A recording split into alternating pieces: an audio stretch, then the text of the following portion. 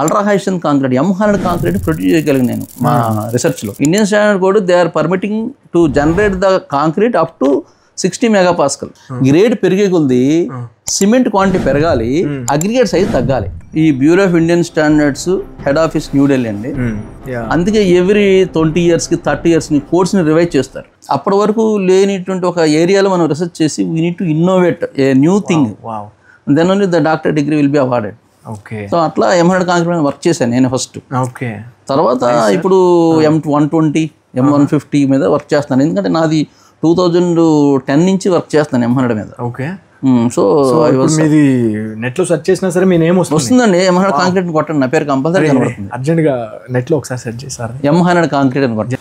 So guys మీరు చూడొచ్చు, నేను ఇది మన వీడియోలో కూడా పెడతాను. So great sir, thank you for this. And code ఉంది IS 10262 అని mix design code. IS 456 code కూడా ఉంది మన కాంక్రీట్. ఈ IS 456 కోడ్లో వాళ్ళు ఇచ్చే మిక్స్ డిజైన్ IS 10262లో కానీ 60 గ్రేడ్ వరకే ఇస్తారు మనకి మిక్స్. సో నేనేంటంటే M100 మీద వర్క్ చేశాను. సో అప్పుడు అసలు IS ఇండియన్ స్టాండర్డ్ కోడే పనికిరాదు. Indian standard code they are permitting to generate the concrete up to 60 megapascal. నేను మా సార్ ఏంటంటే 100 మీద చేయండి అన్నారు. ఇంకా ఆ కోడ్ పనికిరాదు మాకు. నేను అప్పుడు ఏం చేశానంటే రీసెర్చ్ చేసి సెర్చ్ చేసి American concrete institute ACI code వాడారు. మనం వర్క్ చేసేది ఇండియాలో, బట్ కోడ్ మాత్రం ACI కోడ్. అమెరికన్ ACI 211.1 అనే కోడ్ ఒకటి ఉంటే ఆ కోడ్ మీకు ఎంతవరకైనా వాళ్ళు they are permitting, they are giving the guide lines to develop the mix proportion for any grade of concrete up to M200 వరకు మనం చేయొచ్చు. నేను అప్పుడు M100 తీసుకుని దాంట్లో వర్క్ చేసి అంత స్టామినా ఉన్నటువంటి కాంక్రీట్ని మేము ప్రొడ్యూస్ చేయగలిగాం. సో దానివల్ల అడ్వాంటేజ్ ఏంటంటే ఇప్పుడు కొన్ని కన్స్ట్రక్షన్స్ ఉంటాయి, లాంగ్ స్పాన్ బ్రిడ్జెస్ ఉంటాయి. ఈ లాంగ్ స్పాన్ బ్రిడ్జెస్లో స్పాన్ ఎక్కువ ఉన్నప్పుడు ఏమైందంటే ఆ లోడ్ ఎక్కువ తీసుకోవాలంటే కాంక్రీట్ సైజ్ పెంచాలి. సో ఫ్లెక్చర్ ఆ బెండింగ్ బేర్ చేయాలంటే డెప్త్ పెంచాలి. అప్పుడు లాంగ్ స్పాన్ బ్రిడ్జెస్లో నార్మల్ కాంక్రీట్ తీసుకుంటే మీకు దగ్గర మీకు 1 meter వరకు డెప్త్ ఉంటుంది beam. So 1 meter depth beam అంటే మనకి అసలు కింద మనకు ఓపెనింగ్ స్పేస్ రాదు బ్రిడ్జ్ కింద. అప్పుడు ఏం చేస్తామంటే సైజ్ తగ్గించాలి. సైజ్ తగ్గించాలంటే కాంక్రీట్ స్టామినా పెంచాలి. ఓపెనింగ్ స్పేస్ కోసం ఓపెనింగ్ స్పేస్ కోసం దాన్ని సైజ్ తగ్గించుకోవాలి. అప్పుడు నార్మల్ కాంక్రీట్ అక్కడ ఫిట్ అవ్వదు. అప్పుడు అల్ట్రా హై స్ట్రెంత్ కాంక్రీట్ అక్కడ పెడితే అప్పుడు తక్కువ సైజు కూడా అంత స్టామినా మనం ప్రొడ్యూస్ చేయగలం. ఈ న్యూక్లియర్ రియాక్టర్స్ లో, ఈ లాంగ్ స్పాన్ బ్రిడ్జెస్ లో ఇంకా విధంగా ప్రీ టెన్షనింగ్ ఎలిమెంట్స్ అని ఉంటాయి. ఇది prefabricated elements, readymade concrete, readymade బీములు, కాలమ్స్ తీసి ఎరెక్ట్ చేస్తారు. అట్లాంటి కాంక్రీట్ లో కూడా మా హై స్ట్రెంత్ కాంక్రీట్ వాడతాం. మనం మెగాపాస్కల్లో కొలుస్తాం. స్ట్రెంత్ ఏంటంటే జనరల్ గా Nm/mm². Okay, Nm/mm², 1 Nm/mm² is 1 megapascal. ఒక pascal is Nm/m². So Nm/m² అయినా పాస్కల్ అన్నా ఒకటే. మెగాపాస్కల్ అంటే Nm/mm². సో 120 Nm/mm² స్ట్రెంత్ రాగలిగితేనే that mixes will be succeeded. So అట్లా మాకు చాలాసార్లు ట్రయల్స్ చేసినప్పుడు మిక్స్ అంత స్ట్రెంత్ వచ్చేది కాదు, చాలా సఫర్ అయ్యాం. అంటే అంత స్ట్రెంత్ రావడానికి ప్రతి మెటీరియల్ అంటే ఒక కాంక్రీట్ మంచి స్ట్రెంత్ అన్న కాంక్రీట్ రావాలంటే whatever the ingredients what we are using in the mix, every ingredient should be quality enough. Okay, right. And the strength not only depends on the quality of material, mix is also important. How much proportionately we are adding cement. And similarly the problem with cement is always giving you a porous structure. So suppose if you take a concrete piece in your hand and pour the water will be filtered inside. అంటే concrete cement లో water add చేసిన వెంటనే it gives some heat. That is called heat of hydration. దాంతో పాటు we are adding even sand and fine aggregate, coarse aggregate, then you are getting concrete. Concrete లో ఆ pores తగ్గించాలి. అంటే general గా మనం cement is having some size each particle. So while you are filling the pores caused by the cement, the ingredient what I am adding as an admixture, that size should be much smaller than cement particle. Cement ద్వారా వచ్చినటువంటి సైజుని fill up చేయాలంటే cement కన్నా small దాన్ని వేస్తేనే అది fill up అవుతుంది, లేదంటే దట్ కమ్స్ అవుట్. కాబట్టి we are trying research on admixtures. అంటే మనం జనరల్ గా silica fume, nano silica, fly ash, ఇవన్నీ materials. So they are all particle sizes less than the cement particle. But మనం ప్రపోర్షన్ కూడా ఇంపార్టెంట్. ఎంత పర్సెంటేజ్ వేయాలి? ఇప్పుడు సపోజ్ సిలికా ఫ్యూమ్ తీసుకున్నాను, సిమెంట్ క్వాంటిటీ తీసుకున్నాం. సిమెంట్లో ఎంత పర్సెంట్ అంటే ఇప్పుడు ఆ ఫ్లై యాష్ ఎక్కువ చేస్తే మళ్ళీ స్ట్రెంత్ పడిపోతుంది. అవును. ఫ్లై యాష్ తక్కువైనా స్ట్రెంత్ పడిపోతుంది. అవును. What is the nominal suitable percentage of fly ash can be added to the cement to get good strength అనేటువంటిది we should get for trial and error base మీద ఆ fly యాష్ని కొంచెం కొంచెం percentage add చేసుకుంటూ ఎక్టే suitable percentage of fly ash దగ్గర I got some good strength. Okay. తర్వాత ఏం జరుగుతుందంటే హై స్ట్రెంత్ కాంక్రీట్ మనం జనరేట్ చేయాలంటే జనరల్గా strength of the concrete depends on the quantity of cement. ఇప్పుడు మనకి బయట కాంట్రాక్టర్స్ గవర్నమెంట్ వర్క్స్ చేసేటప్పుడు చాలామంది ఈరోజు చేసిన కాంక్రీట్ 1 monthలోనే పోవడం జరుగుతుంది. అవును. అక్కడ ఏం జరుగుతుంది? They are saving the cement, they are using very less quantity of cement. అవును. ఇప్పుడు కూడా ఒక కాంక్రీట్ స్ట్రెంత్ రావాలంటే ఫస్ట్ సిమెంట్ మంచి క్వాలిటీ, మంచి క్వాంటిటీ వేయాలి, ఎక్కువ వేయాలి. ఇప్పుడు నాకు M100 గ్రేడ్ కాంక్రీట్కి 700 kg వచ్చింది మీటర్కి మిక్స్ ప్రకారం. అంటే అంత ఎక్కువ. అంటే when compare with sand cement quantity is more. Exactly. అంత స్ట్రెంత్ రావాలంటే అప్పుడు అంత సిమెంట్ వేసినప్పుడు నాకు వర్కబిలిటీ ప్రాబ్లం అయిపోతుంది. ఎందుకంటే ఇక్కడ రివర్స్, దాన్ని వాటర్ సిమెంట్ రేషియో అంటాం. వాటర్ న్యూమరేటర్ లో ఉంటుంది, సిమెంట్ డినామినేటర్ లో. వాటర్ పెరిగితే స్ట్రెంత్ తగ్గుద్ది, సిమెంట్ పెరిగితే స్ట్రెంత్ పెరుగుతుంది. సో ఇక్కడ నేను సిమెంట్ పెంచుకుంటూ వెళ్ళిపోయాను. అంటే మామూలు కాంక్రీట్కి 360 kg చాలు సిమెంట్. నేను ఎంత చేసింది? నేను 780 kg వేసాను. మరి అంత సిమెంట్ వేసినప్పుడు ఏమైంది మనకి? అసలు నీకు దాంట్లో మాయిశ్చర్ కనపడదు. అంటే మీకు అసలు ఆ పేస్ట్ రాదు. పేస్ట్ రాదు అసలు. మిక్స్ చేయలేము, వర్కబిలిటీ తగ్గిపోతుంది.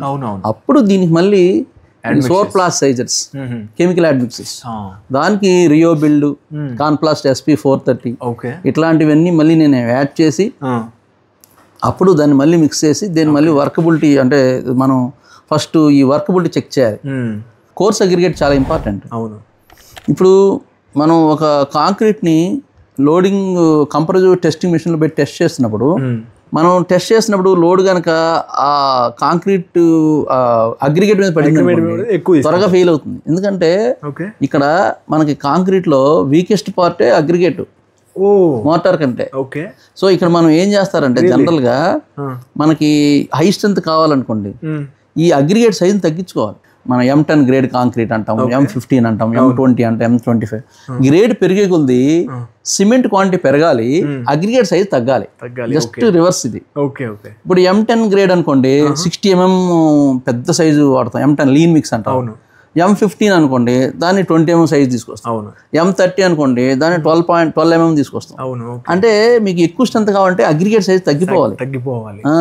ఎందుకంటే పెద్ద సైజ్ అగ్రిగేట్ త్వరగా బ్రేక్ అయిపోతుంది, ఈ చిన్న అగ్రిగేట్ త్వరగా బ్రేక్ అవ్వదు. అంత M100 గ్రేడ్ కాంక్రీట్ జనరేట్ చేసేటప్పుడు అసలు 20 mm అగ్రిగేట్ వాడలేదు, అంతా 12, 10, 6 అంత స్మాల్ అగ్రిగేట్స్ తీసుకుని మళ్ళీ అందులో మిక్స్ ప్రపోర్షన్ మళ్ళీ చేసాం మిక్సులు. అంటే ఎంత పర్సంటేజ్ 10 mm వేయాలి, ఎంత పర్సంటేజ్ 12 mm వేయాలి, ఎంత పర్సెంట్ 6 mm వేయాలి. ఎందుకంటే మళ్ళీ అందుకే అంత చేస్తేనే వచ్చింది అది. ఎందుకంటే మళ్ళీ అగ్రిగేట్ మధ్యలో మోటార్ ఉంటుంది ఖాళీ, అంటే పెద్ద సైజ్ అగ్రిగేట్ అనుకోండి గ్యాప్ ఎక్కువ వస్తుంది. సో ఆ గ్యాప్స్ వీరైనంత వరకు తగ్గించాలి, మినిమైజ్ చేయగలగాలి మనం. And water cement ratio I have used only 0.25. జనరల్గా మనకి water cement ratio for normal concrete we use 0.5, 0.45, 0.4.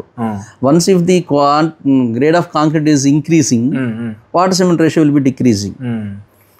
ఇప్పుడు సపోజ్ M30 గ్రేడ్ కాంక్రీట్ అనుకోండి మనం వాటర్ సిమెంట్ రేషియో 0.445 వాడతాం, M60కి 0.35, 0.4 అట్లా.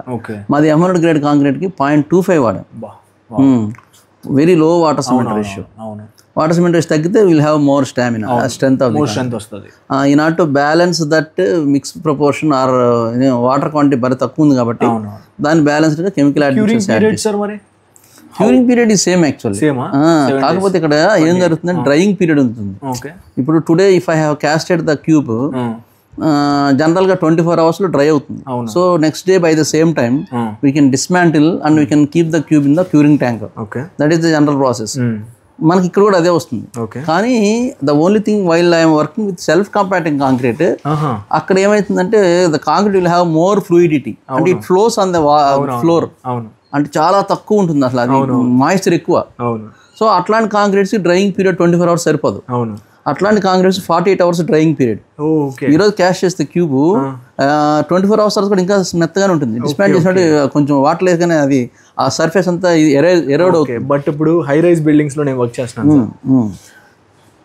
Most of the high rise buildings 24 hours కే డీషెటరింగ్ స్టార్ట్ చేస్తారు. అవును, అది ఎప్పుడు నా సెల్ఫ్ కాంపాక్టింగ్ కాంక్రీట్ కాదు, అది నార్మల్ కాంక్రీటే. సెల్ఫ్ కాంపాక్టింగ్ కాంక్రీట్ కే హై రైజ్ బిల్డింగ్స్ లో ఎస్ఎస్సి వాడుతున్నారు, సెల్ఫ్ కాంపాక్టింగ్ కాంక్రీట్ వాడుతున్నారు. ఓకే, వాళ్ళు కూడా 24 hours కే డీషెటరింగ్ స్టార్ట్ చేస్తున్నారు. ఓకే, మీరు చెప్పింది కరెక్ట్. డ్రై పీరియడ్ అనేది ఉండాలి వాళ్ళకి, చూడాలి. బట్ టైం అనేది వాళ్ళకి డిలే అవ్వద్దు అని చెప్పేసి సైకిల్ ఉంటుంది సార్ దీనికి. మై ఓన్లో ఏంటంటే 7 day సైకిల్ అని చెప్పేసి 8 day సైకిల్ అని చెప్పేసి, అంటే ఒక్క పర్టికులర్ వర్క్ కి ఇంతే టైం కేటాయించాలి వాళ్ళకి. ఇన్ ఆర్డర్ టు టార్గెట్స్ వాళ్ళు వర్క్ చేస్తారన్నమాట. డెఫినెట్లీ. సో అంటే ఈ రోజుల్లో speedy work, people they want to complete the construction as much as early as possible. So next మీరు BIS, సో దాంట్లో PhD పర్సన్స్ వాళ్ళ కాంట్రిబ్యూషన్ అనేది ఎలా ఉంటుంది? సో యాక్చువల్గా ఈ bureau of Indian standards head office New Delhi అండి. వీళ్ళు కొన్ని ఒక ఆర్గనైజేషన్, ఇది కొన్ని మంది పోస్టులు ఉంటాయి అందులో. వీళ్ళు ఏం చేస్తారంటే we have number of codes, అంటే like hundreds of codes are there. అవును, ఒక్కొక్క కోడ్ ఉంటుంది. వాళ్ళు ఏంటంటే ఒక కోడ్ సపోజ్ ఇప్పుడు IS 456 2000లో దాన్ని రివిజన్ చేశారు కోడ్. సో మళ్ళీ ఏంటంటే మనకి క్లైమేటిక్ కండిషన్స్ గురించి కానీ లేదంటే వేరియస్ అదర్ కండిషన్స్ కానీ కోడ్స్ని మాడిఫై చేస్తూ ఉండాలి. Okay, because environment is not uniform. Right, environment is keep on changing. And ఆ చేంజ్ అనేటువంటిది 10 years కి ఒక 5 years కి మీకు కనపడదు డ్రాస్టిక్ డిఫరెన్స్. డెఫినెట్గా. బట్ ఆఫ్టర్ 30 years మీరు అబ్జర్వ్ చేస్తే you will have a lot of difference. అందుకే ఎవ్రీ 20 years కి 30 years ని కోర్స్ని రివైజ్ చేస్తారు. రివైజ్ చేసినప్పుడు ఇండియా లెవెల్లో ఉన్నటువంటి కొంచెం ఆ పర్టికులర్ స్ట్రక్చర్ ఇంజనీరింగ్ డిజైన్స్లో ఉన్నటువంటి IIT ప్రొఫెసర్స్, NIT ప్రొఫెసర్స్, అదేవిధంగా కొన్ని ఆర్గనైజేషన్స్ కంపెనీస్ ఉంటాయి, కొంచెం వెల్ నోన్ కంపెనీస్, అంటే ప్రైవేట్ కంపెనీస్, L&T కానీ ఇంకా ఏదైనా మంచి కన్స్ట్రక్షన్, అట్లాంటి పోస్టులు సీనియర్ పోస్టులో ఉన్న డైరెక్టర్స్ వాళ్ళందరినీ కలిసి ఒక కమిటీగా ఫామ్ చేసి they invite all of them to the particular bureau of Indian standards. They ask them to involve in this particular design concepts. If many modifications are there, you can also suggest అని చెప్పి వాళ్ళందరూ ఒక group డిస్కషన్లో they small amendments, ఏదైనా amendments ఉంటే అవి చేసి దాన్ని రివైజ్ చేస్తూ ఉంటారు. అది ఎవ్రీ 30 years కో 40 years కో if they feel there is something ఆ కోడ్ స్పెసిఫై చేయలేకపోతుంది, సాటిస్ఫై చేయలేకపోతుంది, ఇప్పుడు ఓల్డ్ కండిషన్స్ వేరు, ఈ కండిషన్స్ వేరు, and once if they feel that they will arrange this type of meeting by involving big shots from various central government, state government employees and private organisations, hire post, key role positions, వాళ్ళందరినీ invite చేసి they will consider their suggestions and they will change some small modifications in the code and then they say that it is an amendment. అలా ప్రతి code చేస్తూ జరుగుతాయి. Yes, డెఫినెట్గా. I started my career in the year 2000 అని చెప్పాను కదా already. So 2000 నుంచి మాకు అప్పుడు స్కేల్స్ కానీ అవన్నీ కొంచెం తక్కువ ఉండే ఆ రోజుల్లో. అంటే ఈ 5th base 6th base ఏమి లేవు. ఆ తర్వాత కొంతకాలం అయిన తర్వాత 5th base 6th base వచ్చినాయి. కాకపోతే ఏమైందంటే అవన్నీ ఇంప్లిమెంట్ చేయాలి, మీకు దానికి ఎలిజిబిలిటీ రావాలంటే you should have more degree, అంటే you should have doctoral degree. Okay, అది ఉంటే తప్ప, ఎందుకంటే AICT వాళ్ళు ఒక నామ్స్ ఫిక్స్ చేస్తారు. సపోజ్ ఇప్పుడు స్కేల్ని అప్డేట్ చేశారనుకోండి, 6th pay 7th payకి వెళ్ళినాయి అనుకోండి స్కేల్స్, ఈ 7th pay స్కేల్స్కి ఎలిజిబిలిటీ రావాలంటే faculty should have these qualities అని పెడతారు. Right, okay. So in olden డేస్లో ఏంటంటే ఈవెన్ ప్రొఫెసర్ కూడా PhD is not mandatory. Okay, okay. Just if they have experience with MTech they use to be professor. Okay. తర్వాత ఈ 6th pay scales వచ్చిన తర్వాత professor అవ్వాలంటే డాక్టరేట్ డిగ్రీ మ్యాండేటరీ అని పెట్టారు. ఓకే. సో ఈ ఫస్ట్ ఇంతకుముందు ఏంటంటే అసిస్టెంట్ ప్రొఫెసర్ అంటే 8,000 basic, okay. Senior assistant professor అంటే 10,000 basic salary, basic salary. Okay. Associate professor అంటే 12,000, ప్రొఫెసర్ అంటే 16,000, అట్లా బేసిక్స్ ఉంటాయి. ఏ ఇయర్లో ఇది 2006 ముందు 4-5 అట్లా. ఇప్పుడు ఎట్లా ఉంది? ఆ తర్వాత ఏమైంది అంటే మెజర్ స్కిల్స్ అని వచ్చింది. ఓకే. ఆ తర్వాత ఇప్పుడు ఏమైనా 6th pay స్కేల్స్లో మాకు డైరెక్ట్గా స్కేలు, బేసిక్ స్కేలు, తర్వాత AGP అని ఒకటి యాడ్ చేశారు, అసోసియేట్ గ్రేడ్ పే అంటారు. ఓకే. ఇప్పుడు ఒక ప్రొఫెసర్కి అనుకోండి మాకు ఒక 34,000 అనేటువంటిది బేసిక్. మళ్ళీ ఏజీపీ ఒకటి ఉంటుంది, associate grade pay. Associate grade pay అనేటువంటిది ఇట్ వేరీస్ ఒక బేస్డ్ ఆన్ ద క్యాడర్. మన క్యాడర్కి ఏజీపీ ఒక 10,000 ఉంటుంది అనుకోండి. సో 34 అనేటువంటిది బేసిక్, ఏజీపీ 10,000, ఈ రెండు కలిసే 44,000. అది బేసిక్ అయిపోతుంది. దీనికి మళ్ళీ డిఏ, మళ్ళీ హెచ్ఆర్ఏ, మళ్ళీ సిసిఏ ఇవన్నీ ఉంటాయి. ఇవన్నీ కలుపుకుంటే ఒక ప్రొఫెసర్కి నియర్గా 1.2 lakhs 1.3 lakhs అలా వస్తాయి. సో అట్లా స్కేల్స్ అనేటువంటివి వీళ్ళు గవర్నమెంట్ ఏంటంటే మీకు డే బై డే అన్ని ఎక్స్పెండిచర్స్ పెరుగుతున్నాయి కాబట్టి శాలరీస్ కూడా పెంచాలి. స్టార్టింగ్ శాలరీ ఫస్ట్లో 10,000 ఉండేది, తర్వాత 40,000 అయింది. అట్లా అట్లా మనకి ఇదంతా అప్గ్రేడేషన్ పే స్కేల్ గురించే మొత్తం. అంతే అండి, అంతే. ఇదే ఇప్పుడు 7th పే స్కేల్స్ తర్వాత మళ్ళీ 8th పే స్కేల్స్ వచ్చినాయి. ఇప్పుడు నెక్స్ట్ ఏమవుతుందంటే ఇప్పుడు అసిస్టెంట్ ప్రొఫెసర్ కూడా పిహెచ్డి రావాలనేటువంటిది వస్తుంది. అంటే వీళ్ళు శాలరీస్ పెంచుకోగలది, ఆటోమేటిక్ క్వాలిటీ కూడా వాళ్ళు they are expecting from the faculty. So అట్లా మేము ఈ 6th పే స్కేల్స్ ఇంప్లిమెంట్ చేసే టైంలో చెప్పారు, సార్ మీ అందరికీ PhDs mandatory, or else you will not get the benefits of the 6th pay scales అన్నారు.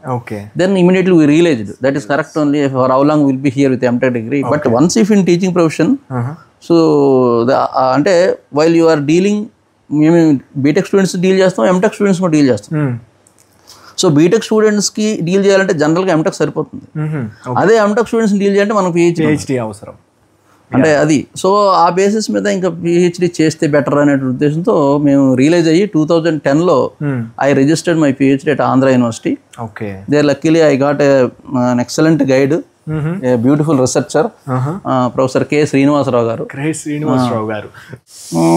సార్ నేను ఒక సెకండ్ రీసెర్చ్ స్కాలర్ని, అయితే నాది పార్ట్ టైము. సార్ కింద ఫుల్ టైం స్కాలర్స్ ఉన్నారు, పార్ట్ టైం స్కాలర్స్ ఉన్నారు.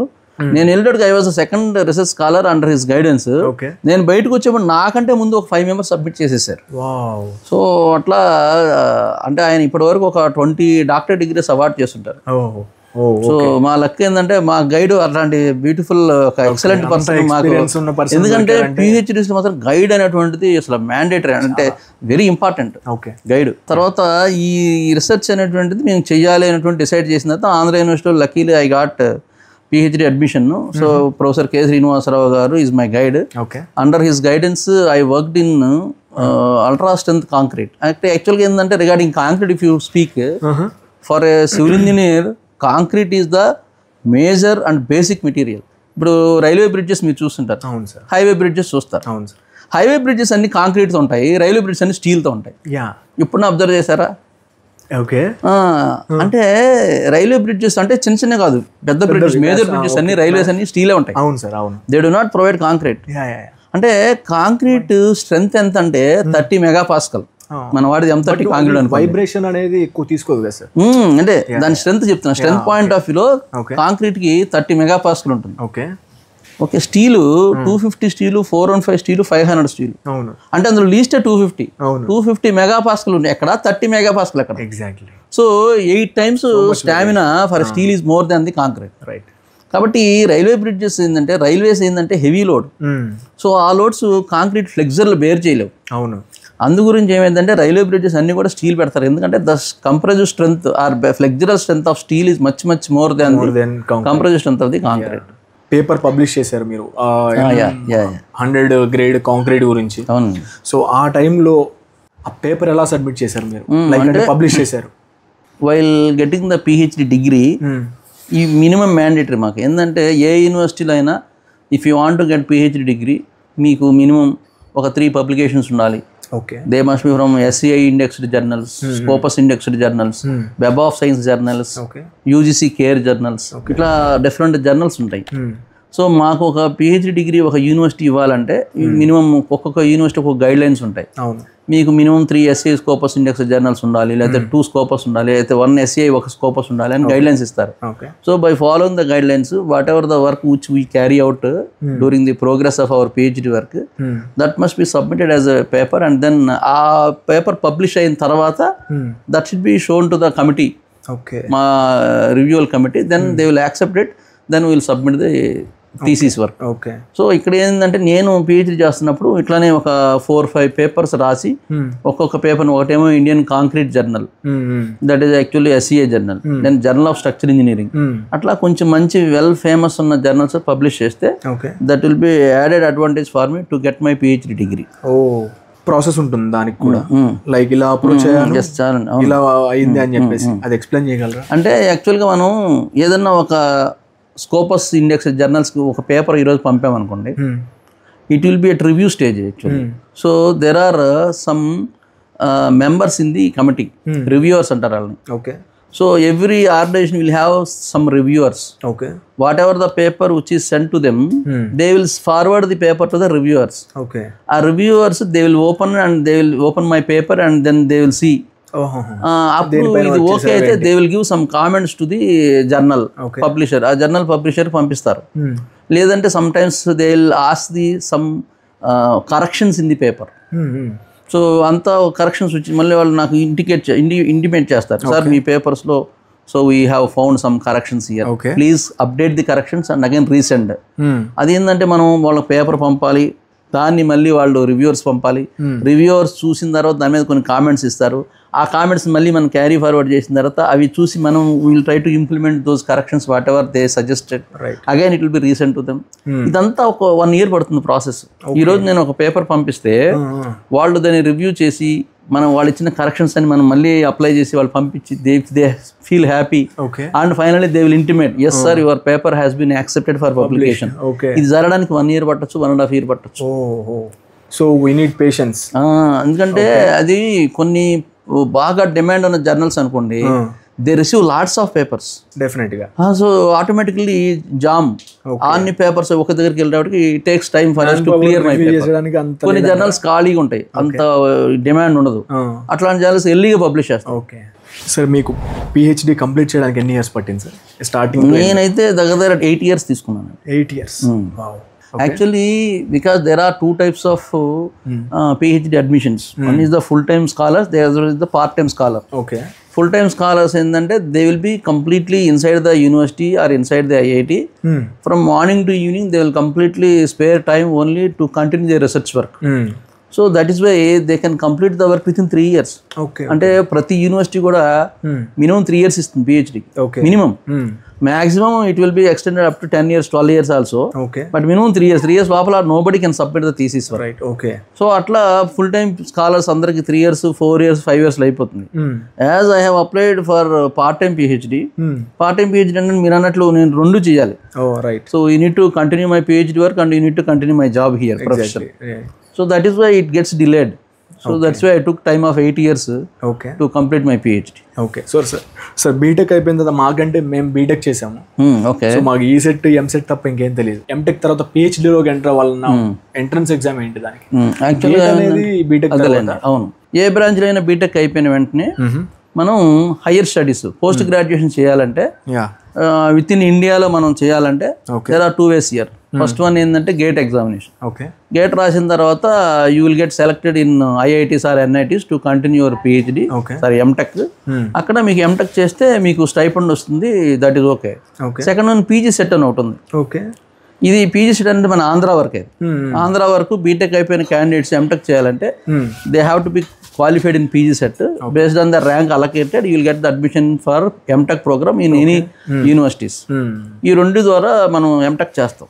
ఇది కాకుండా మనం ఎంటెక్ కానీ ఎంఎస్ కానీ ఫారిన్లో చేయాలంటే మళ్ళీ మనం GRE, TOEFL, IELTS అని ఉన్నాయి. సో ఈ ఎగ్జామ్స్ రాసినందువలన you can get admission in foreign universities for MS program. ఇలా కాకుండా కొంతమంది ఈవెన్ MBA కూడా చేస్తారు foreign యూనివర్సిటీస్లో.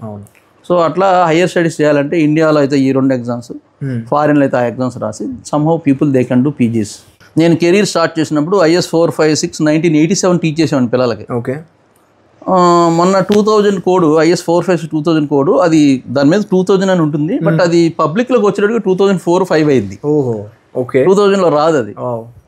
2000లో they start discussion what parameters to be changed, what additional suggestions, ఏదైనా ఒక మిస్టేక్, ఏదైనా ఒక స్మాల్ దిస్ థింగ్ మనం వాళ్ళు మర్చిపోయినప్పుడు కొత్తవన్నీ కూడా అవన్నీ తీసుకొచ్చి లాస్ట్లో ఒక మన అమెండ్మెంట్ చేశారు. సో నేను 2006లో నుంచి స్టార్ట్ చేశాను IS 456 2000 ఫాలో అవడం. అలాగే ఉంటుంది. మేము ఎట్లా కొత్త కోడ్ రాగానే మేము ఒక ఓల్డ్ కోడ్ పక్క పెట్టి కొత్త కోడ్ మేము స్టడీ చేసి then we will ask the students also to follow the new code. So ప్రతి ఒక్కటి అప్డేట్ అవుతూ ఉంటుంది. డెఫినెట్లీ ఆ కోడ్ అనేది మనకు BIS లో దొరుకుతుంది అండ్ మనం అక్కడికి వెళ్ళి సెర్చ్ చేసుకొని ఆ కోడ్ డైరెక్ట్ ఈ రోజులో మేము ఓల్డెన్ డేస్ లో ఏంటంటే bureau of Indian standards offices ఉంటాయి. హైదరాబాద్ లో ఒక ఆఫీస్ ఉంది, బెంగళూరులో ఒక ఆఫీస్ ఉంది, చెన్నైలో ఒక ఆఫీస్ ఉంది. We used to go to the office and we used to submit the requesting letter from the head of the institution. Okay. Sir, మేము so and so college లో professors ఉండి we need these codes sample copies to teach our students అంటే they used to give at lower price. డిస్కౌంట్లు ఇచ్చేవాళ్ళు. అది olden days.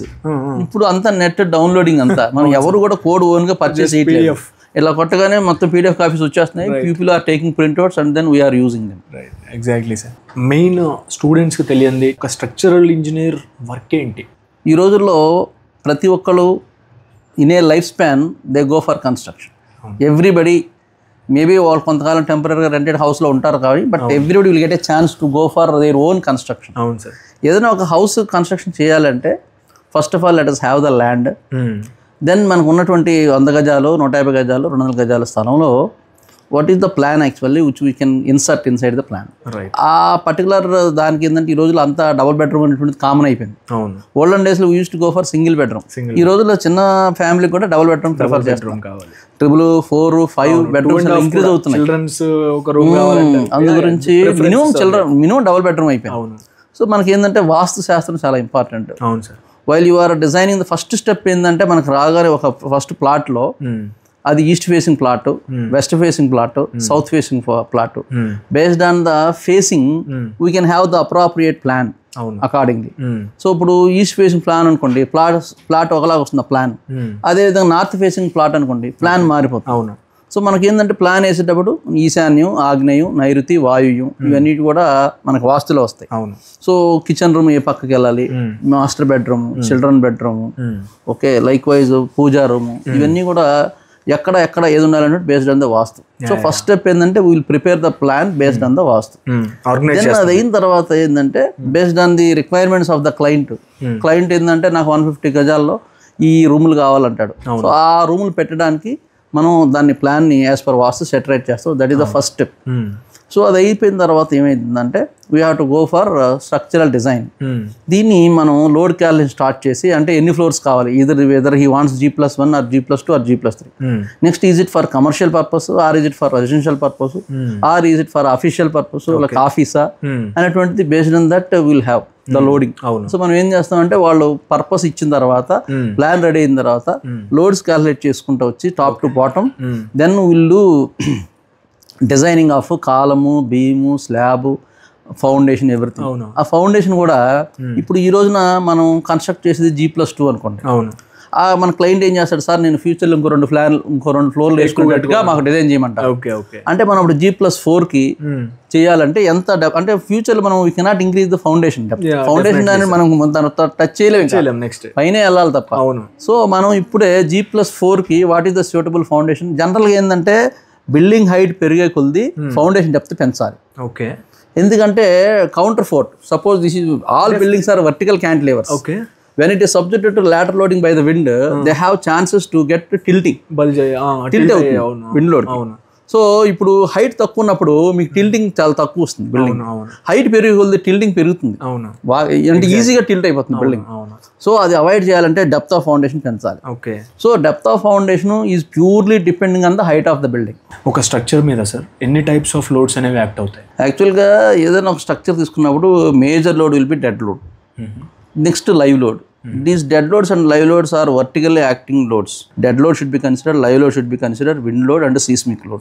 Seismic load కూడా uniform కాదు, wind load కూడా యూనిఫామ్ కాదు. wind load ఏంటంటే IS 875 ప్రకారం ఒక్కొక్క జోన్లో ఒక్కొక్క విండ్ స్పీడ్ ఉంటుంది.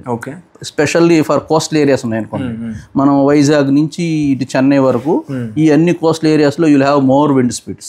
అలా కాకుండా మీకు ఇప్పుడు హైదరాబాద్ ఆ ఏరియాలో కొన్ని విండ్ స్పీడ్స్ తక్కువ ఉంటాయి. సో అట్లా based on the area they wind speeds are given. From wind speed we should calculate the wind pressure. From the pressure only will apply on to the structure. Load factor ఒకటి ఉంటుంది. Load factor will be always greater than 1.2, 1.3. అంటే dead load plus live load plus wind load, 1.2 times live load plus wind, అంటే load factors ఉంటాయి. ఇది IS code specify చేస్తుంది. ఆ load combination అన్నింటిలో verify చేసి which load combination will give you the crucial moment, a bending moment అనేది మనం calculate చేయాలి. Right. Bending moment, what is existing in the structure, shear force, axial forces, what are existing really in the beam or in the column or in the slab, we'll identify. So such process is called analysis, structural analysis. So that is the first part. Then second part, we need to design. So whenever you want to design any structure, we are having certain specific codes. They have already designed various codes for various structures. Okay. So whatever the code is specifying, by following the stipulations given by the code, we need to design the components. So in the design, finally, what will you get here? What is the diameter of the reinforcement? How much? What is the area of reinforcement? How many number of bars are there? Lateral ties, what is the diameter? What is the spacing between tie to tie? Okay. So likewise, all the details are obtained in the design process. Right. Okay. So analysis of part 2, by using the values obtained from the analysis, we should do design. అంటే ఇక్కడ డిజైన్కి input వచ్చి analysis result. అవును. Okay, design అయింది. Design అయిన తర్వాత next step will be again detailing. So you need to show the reinforcement details. అంటే అక్కడ బార్ క్రాంకింగ్, బార్ కటింగ్ అవన్నీ ఉంటాయి.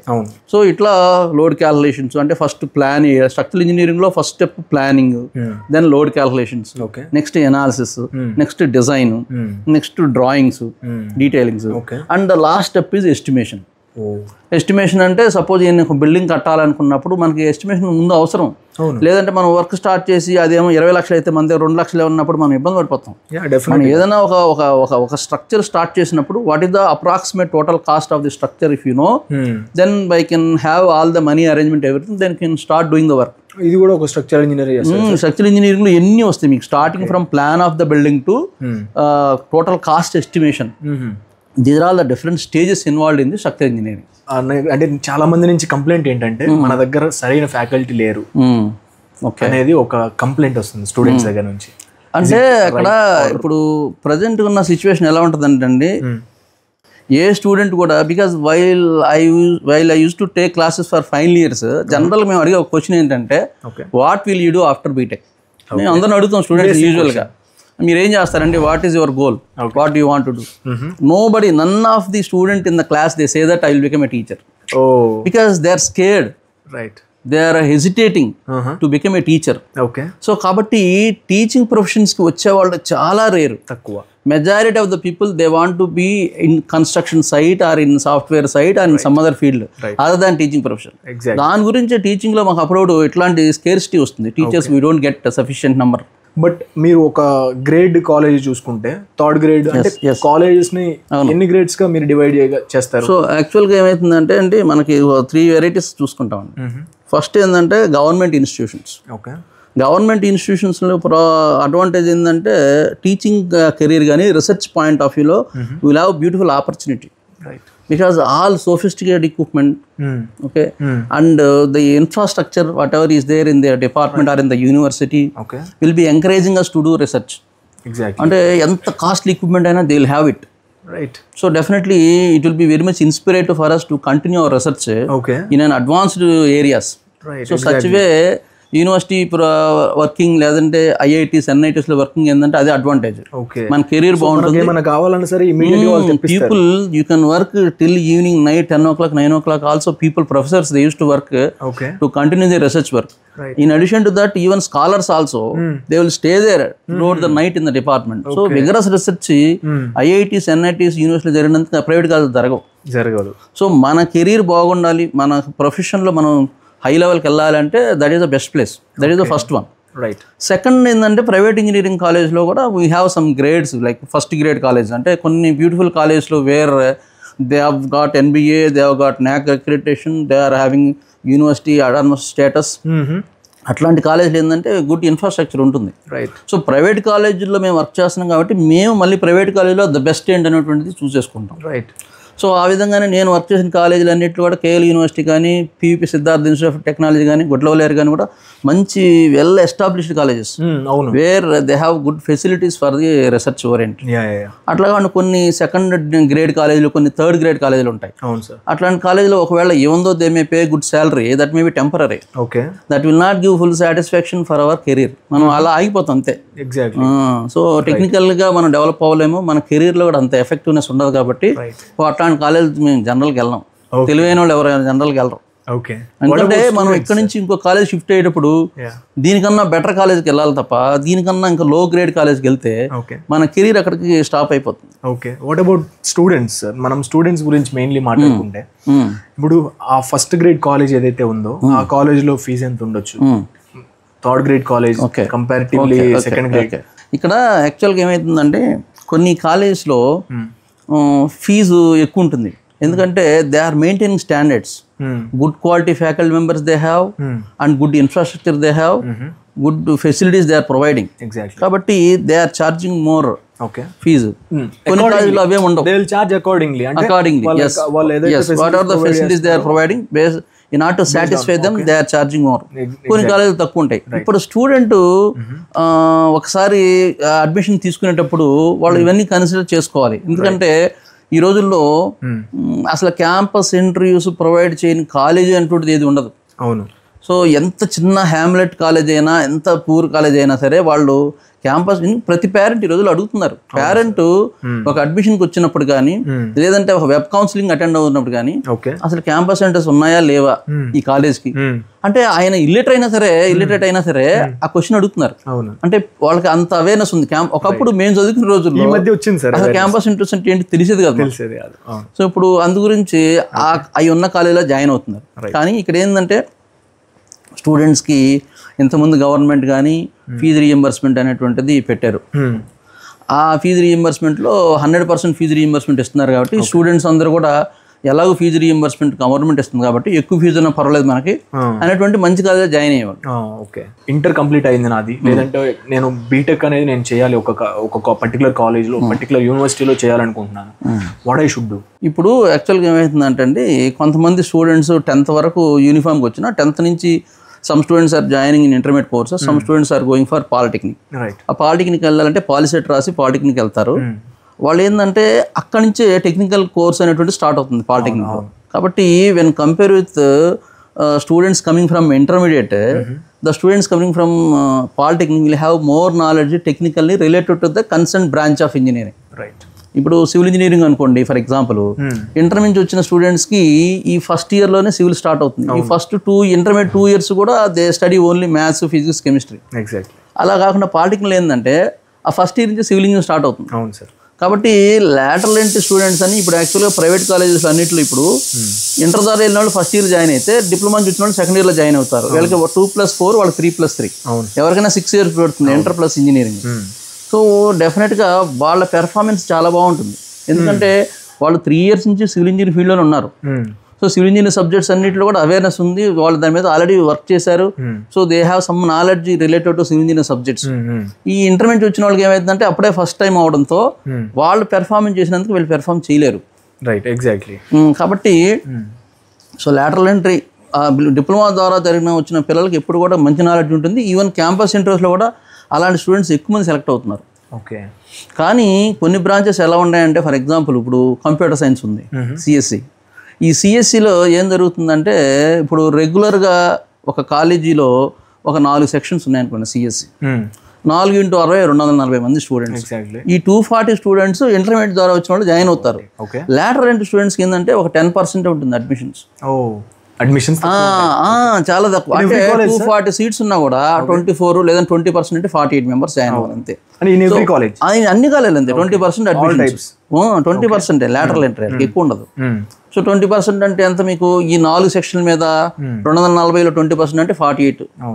సో ఇక్కడ 240 మంది చేరుతుంటే 48 members లాటరల్ ఎంట్రీ తీసుకుంటున్నారు.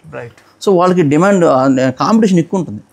కాబట్టి డిప్లొమా పూర్తి చేసి ఈ సెట్ ద్వారా మెరిట్ సీట్ రాక ఎంతోమంది పాలిటెక్నిక్తో ఆపేస్తారు. ఓకే. వాళ్ళకి నెగిటివ్, అదొక్కటే నెగిటివ్ డ్రాబ్యాక్. ఏంటంటే డిప్లొమా అయిన తర్వాత మళ్ళీ ఇంజనీరింగ్ చేయడానికి హోప్స్ చాలా తక్కువ ఉంటాయి. ఎందుకంటే బాగా ఎక్సలెంట్ మెరిటోరియస్ స్టూడెంట్స్ అయితే తప్ప ఈ సెట్లో మంచి ర్యాంకులు రావు. ఈ సెట్లో మంచి ర్యాంక్ వస్తే మీకు వస్తుంది, కాకపోతే సీట్స్ తక్కువ. అది గవర్నమెంట్ కొంచెం చేంజ్ చేయాల్సింది. మరి 20% ఆఫర్ చేస్తున్నారు.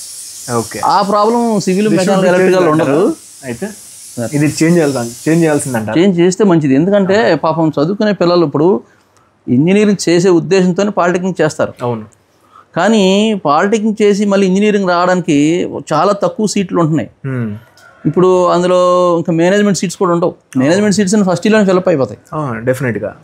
20% వాళ్ళు ఉంచుతున్నారు రీసెట్ వాళ్ళకి సెకండ్ ఇయర్లో. సో బాగా ఎక్సలెంట్గా పెర్ఫామ్ చేస్తే తప్ప వాళ్ళకి ఇంజనీరింగ్ అడ్మిషన్ రాదు. ఓకే, ఇంజనీరింగ్ అడ్మిషన్ రాస్తే మళ్ళీ 1 year కూర్చోవాలి, లేదంటే మళ్ళీ ఫస్ట్ ఇయర్లో జాయిన్ అవ్వాలి. అవును, ఎంసెట్ రాసి. అవును. సో ఈ ఉద్దేశంతో చాలామంది డిప్లొమాకి ఆగిపోతున్నారు. ఓకే, ఈ ప్రాబ్లం సిఎస్సి ఐటీలో ఎక్కువ ఉంది. సో మా సివిల్, మెకానికల్, ఎలక్ట్రికల్ అంత ప్రాబ్లం లేదు. అంటే కోర్ బ్రాంచెస్ మీద ఇది ఎంత ఎఫెక్ట్ అవబోతుంది సార్? కోర్ బ్రాంచెస్ మీద ఏం జరుగుతుందంటే, ఇప్పుడు సపోజ్ ఒక స్టూడెంట్ డిప్లొమా సివిల్ ఇంజనీరింగ్ చేశాడు. ఓకే, అతనికి సివిల్ ఇంజనీరింగ్ కన్స్ట్రక్షన్ కంపెనీలో ఒక సైట్ ఇంజనీర్గా, లేదంటే ఏదైనా ఒక కంపెనీలో డిజైన్ అసిస్టెంట్గా వెళ్ళే అవకాశాలు ఉన్నాయి.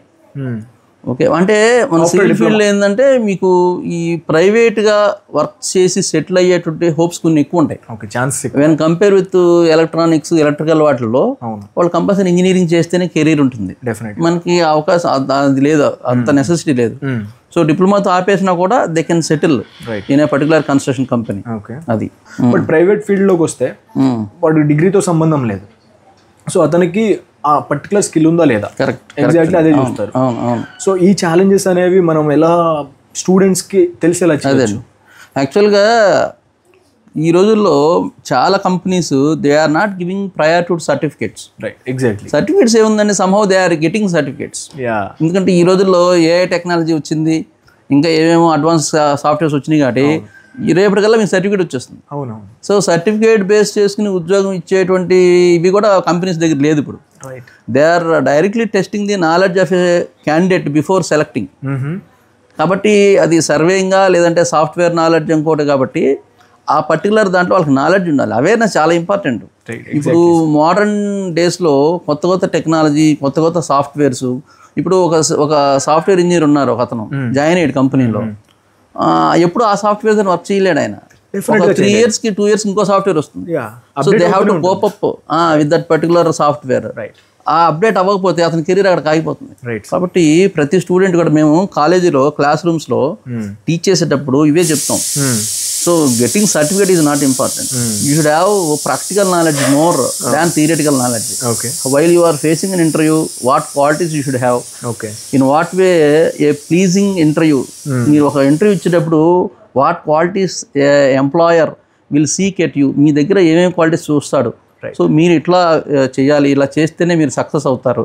సబ్జెక్ట్లో నాలెడ్జ్ ఉండాలి, ప్రాక్టికల్ ఎక్స్పీరియన్స్ ఎక్కువ ఉండాలి. సపోజ్ సర్వేయింగ్ కానీ, మాకేంటంటే సివిల్ ఇంజనీరింగ్లో ఫీల్డ్ వర్క్ ఎక్కువ ఉంటుంది. అవును, అందులో ఫస్ట్ సర్వేయింగ్. సర్వేయింగ్లో ఓల్డెన్ డేస్లో చైన్ సర్వేయింగ్ అని, ప్లేన్ టేబుల్ సర్వేయింగ్ అని ఇట్లాంటివి వాడేవాళ్ళం. ఈ రోజుల్లో అంతా కొంచెం అడ్వాన్స్ టెక్నాలజీ వచ్చేసిన తర్వాత థియోడలైట్ కంటే ఇంకా తర్వాత ఇప్పుడు టోటల్ స్టేషన్. సో ఏంటంటే చాలా స్పీడ్ అయిపోతుంది వర్క్. దాని తర్వాత ఇంకా మనకి సర్వేయింగ్ కూడా వచ్చింది. అవునండి, టోటల్ స్టేషన్ కూడా ఇంకా దాటిపోతుంది. అట్లా ఇంతకుముందు ఫోటోగ్రామెట్రిక్ సర్వే అని వచ్చేవి, ఏరియల్ సర్వే వచ్చేవి, అలా చాలా ఉన్నాయి. సో ఏదైతే లేటెస్ట్ టెక్నాలజీ వచ్చిందో అది ఇంజనీరింగ్ కాలేజీలో ఫ్యాకల్టీ కూడా ఆ సిలబస్లో దాన్ని ఇంక్లూడ్ చేసి దాని మీద పిల్లలకి ట్రైనింగ్ ఇస్తే వాళ్ళు హ్యాపీగా సెటిల్ అవుతారు. ఓకే, టీచింగ్ కెరీర్లో ఎంటర్ అవ్వాలి అంటే ఎంటెక్ చేసిన పర్సన్ లేదంటే ఒక పిహెచ్డి చేసిన person, what they need to expect, like అంటే ఎంత ఎక్స్పెక్ట్ చేయొచ్చు పే స్కేల్ అనేది, ఎలా స్టార్ట్ చేయాలి వాళ్ళ కెరీర్? అంటే ఇప్పుడు బీటెక్ అయిన తర్వాత if you want to enter in to teaching profession, okay, BTech అయిపోయిన తర్వాత ఎంటర్ అవ్వచ్చు, కానీ పాలిటెక్నిక్ కాలేజీకి వెళ్ళాలి faculty. Okay, okay, engineering college కుదరదు. అవును సార్. మీరు బీటెక్ క్వాలిఫికేషన్తో నాకు టీచర్ అవ్వాలని ఉందంటే you will be directed towards polytechnic colleges. మీరు అక్కడ ఎలిజిబిలిటీ ఉంది. బట్ ఇక్కడ ఇంజనీరింగ్ కాలేజెస్లో మీరు టీచర్ అవ్వాలంటే you should have minimum MTech degree. Okay, అలా కాకుండా మీరు ఐఐటీస్లో లేదా యూనివర్సిటీస్లో మీరు టీచింగ్ ప్రొఫెసర్గా టీచింగ్ ఫ్యాకల్టీగా ఎంటర్ అవ్వాలంటే you should have PhD. So ఇట్లా 3 varieties ఉన్నాయి. పాలిటెక్నిక్ కాలేజ్లో బీటెక్ ఉండాలి, ప్రైవేట్ ఇంజనీరింగ్ కాలేజ్లో ఎంటెక్ ఉండాలి, ఈ సెంట్రల్ గవర్నమెంట్ ఇన్స్టిట్యూట్స్లో పిహెచ్డి ఉండాలి. ఓకే, అది యాక్చువల్గా ఉన్నటువంటి qualifications. Next salaries point of view వస్తే, సో ఈ ఇప్పుడు ప్రైవేట్ కాలేజెస్లో ఇట్ డిపెండ్స్. అంటే యూనిఫామ్గా ఇంత అనేటువంటిది ఎక్కడా ఉండదు. ప్రైవేట్ ఆర్గనైజేషన్స్లో ఏంటంటే they see the qualification and they see the caliber of a candidate attending the interview and his experience, how in what way he faced the interview, whether his communication skills are good, whether he is able to express the things properly, he is having subject knowledge or not. So based on considering all these parameters, they will decide his salary. And some people, they will even demand If he's good at subject, if he's having so many qualities, then he will demand, sir, if you give me so and so salary only, I will come and join. Then by recommendation of all the examiners in the interview, sometimes if he is very much good enough, then they will give him the salary. So it is not uniform in private organizations. It varies. So what is in government? జనరల్గా ఏమవుతుందంటే ఇప్పుడు suppose గవర్నమెంట్లో ఒక assistant ప్రొఫెసర్గా ఎవరైనా join అయ్యారు అనుకోండి, ఇప్పుడు ప్రజెంట్ ఉన్న శాలరీస్, ప్రజెంట్ ఉన్న డిఏ ఇవన్నీ చూస్తే అసిస్టెంట్ ప్రొఫెసర్కి గవర్నమెంట్లో స్టార్టింగ్లో ఒక 60,000 70,000 అట్లా వస్తుంది. మరి ఎందుకు సార్ ఇంత మంచి శాలరీస్ ఉంచుకొని కూడా ఎవరైతే ఎంటెక్ కంప్లీట్ చేసిన వాళ్ళు ఉన్నారో, లేదంటే ఎవరైతే బీటెక్ కంప్లీట్ చేసిన వాళ్ళు ఉన్నారు, ఇటు సైడ్ ఎందుకు రావట్లేదు? అదే people are frightening about teaching actually. Many people are scaring. అంటే I do not know, by looking at their teachers while they were students, మరి మా టీచర్ చాలా ప్రాబ్లం ఫేస్ చేసాడను, లేకపోతే ఈ has to be responsible for so many students and ఏమో మరి చాలా మంది they will reluctant, they will not show attention towards the teaching profession. ఎవరికి ఇంట్రెస్ట్ ఉంటుంది, బై ఫోర్స్ వస్తారు కొంతమంది. అంటే జాబ్ లేకుండా ఇంట్లో ఉండి కొంతకాలం ఏదో ఒకటి చేయనప్పుడు అప్పుడు ఫైల్ తీసుకుని పాలిటింగ్ కాలేజ్ లెక్చరర్గా వస్తుంటారు. సో ఇక్కడ జాబ్ చేయడం అనేది ఈజీయా? యాక్చువల్గా ఏ ప్రొఫెషన్ అయినా అండి, you should love the profession డెఫినెట్గా, then it will be easy. You should have interest. See మీరు ఏ ప్రొఫెషన్లో అయినా you will go to the peak. Okay, ఏ ప్రొఫెషన్ అయినా పీక్ వెళ్ళొచ్చు ఎప్పుడు, once if you are having affection towards that profession. Right. Because ప్రతి ప్రొఫెషన్లో నెగిటివ్స్ ఉంటాయి, ప్రతి ప్రొఫెషన్లో పాజిటివ్స్ ఉంటాయి. So what are the benefits I get here, in what way I can still goer up in this profession, if you understand and if you do work accordingly, definitely you will come up in the life in any profession. ఇది కూడా బాగుంటుంది, career బాగుంటుంది, salaries ఇస్తున్నాయి. ఎందుకంటే mental free life actually. You can develop your knowledge in technical fields like advanced technology ఏదైనా వస్తే అది మనం ముందు మనం ఇంప్లిమెంట్ చేసుకుని తర్వాత we need to inculcate in the students, అది మనం వాళ్ళకి డెవలప్ చేయాలి. అంతే తప్ప మనకు ఒకప్పుడు అదే సాఫ్ట్వేర్ ఇంజనీర్స్ అనుకోండి, they will have some targets. So ఈ రోజు కల్లా వర్క్ అయిపోవాలి, అవ్వకపోతే వాళ్ళకి ఇంకా మెంటల్ టెన్షన్స్, అట్లాంటి మెంటల్ టెన్షన్స్ ఎక్కువ ఉంటాయి సాఫ్ట్వేర్ ఇంజనీర్స్లో. ఒక టార్గెట్ ఉంటుంది. ఈవెన్ కన్స్ట్రక్షన్ కంపెనీస్లో కూడా ఇది ఈ వర్క్ 3 months అయిపోవాలి, ఈ particular project. Day and night they will work, they will have to hand over to the customer. So అట్లాంటి టెన్షన్స్ ఉంటాయి, టార్గెట్స్ ఉంటాయి బాగా ఎక్కువ. మన ఫీల్డ్లో ఏంటంటే టార్గెట్స్ కంటే కూడా స్టూడెంట్కి మనం నాలెడ్జ్ ఇచ్చాము and we need to make the student as a very good student in the particular field and he has to be settled nicely. మనకి రేపొద్దున ఒక స్టూడెంట్ కనుక if he really reaches very high positions or key positions, we'll be very much happy and he will be also very much thankful to us. So ఆ job satisfaction మాకు ఉంటుంది. But అంత mental tensions ఈ construction field and software ఫీల్డ్లో అంత mental tensions teaching ప్రొఫెషన్స్లో ఉండదు. But sir వీళ్ళకున్న contacts కూడా వేరే ఫీల్డ్ వాళ్ళకు ఉండవు. Yeah, right. Definitely. మాకు ఏంటంటే every year 60 minimum. Every year 60 students are keep on moving away from the college. మీరు ఒక 10 years చేశారనుకోండి, 60 into 10 ఎంత 600 స్టూడెంట్స్, 600 వేస్, 600 పాత్స్. రియల్లీ డెఫినెట్ గా ఒక్కొక్కరు ఏమో సార్ పర్సన్ ఎప్పుడు ఎవరు ఎలా ఉపయోగపడతారు అసలు డెఫినెట్గా. ఒక టీచింగ్ ప్రొఫెషన్ లో ఉన్న పర్సన్ ఎన్ని వేస్ లో ఎర్న్ చేయొచ్చు? లైక్ అంటే there are many ways. And ఒక సబ్జెక్ట్ని టీచ్ చేయొచ్చు బయట.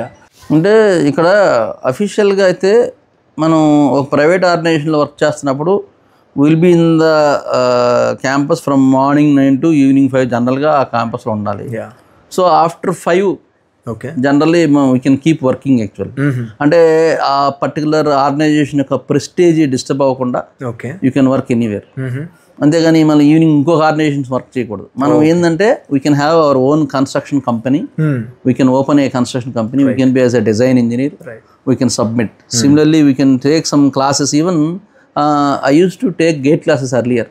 నేను I have taken GATE classes for the last 10 years. Even I went to Ahmedabad, I went to Bhubaneswar, I went to Pune, I went to what is this Bangalore, Chennai.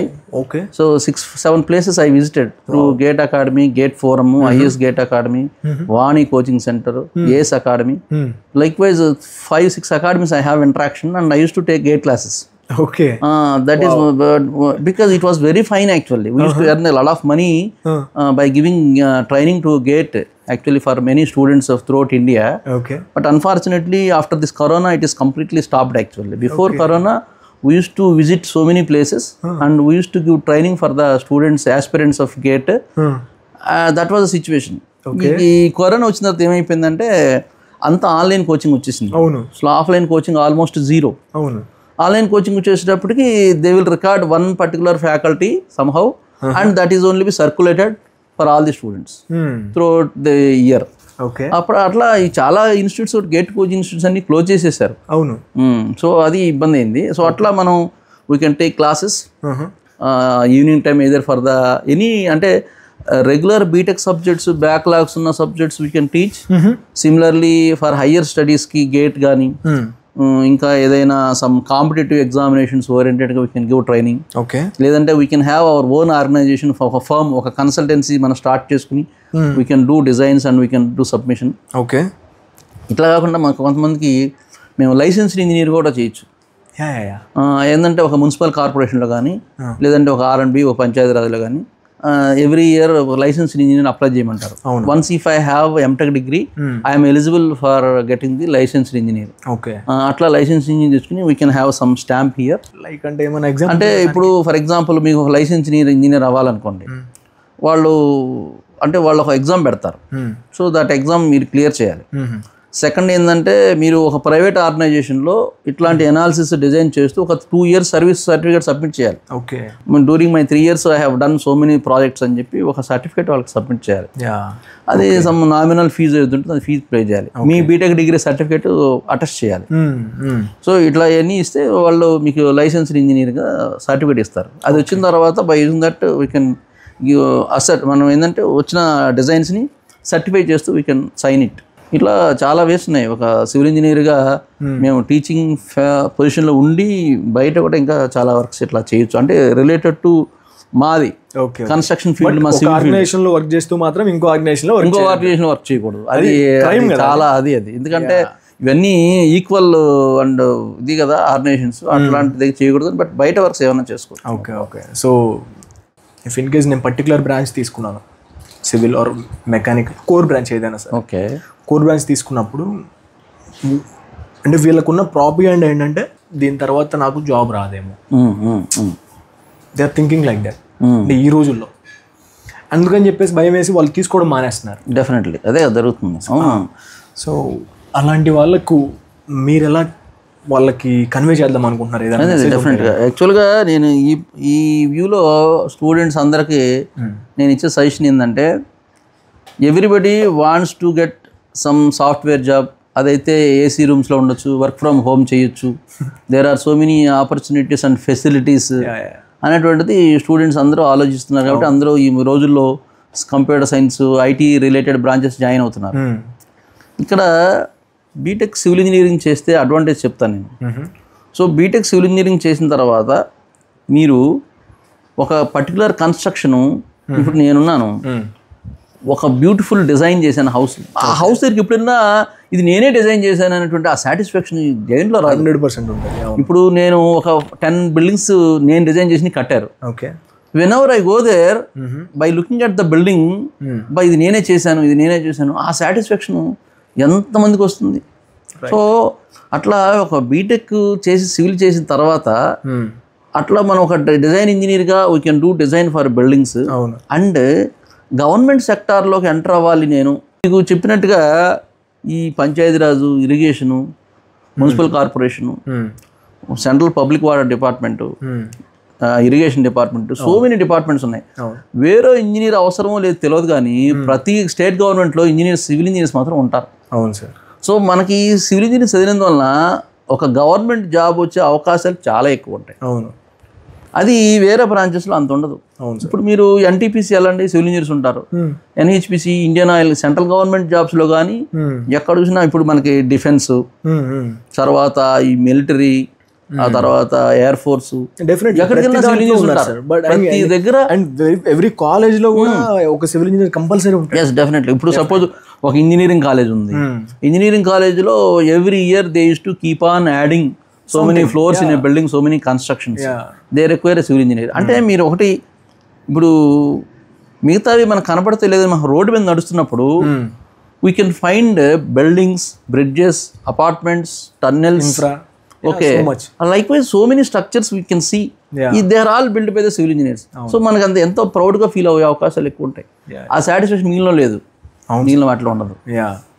So ఇది వాళ్ళకి convey అయితే ఇంకా బాగుంటుంది.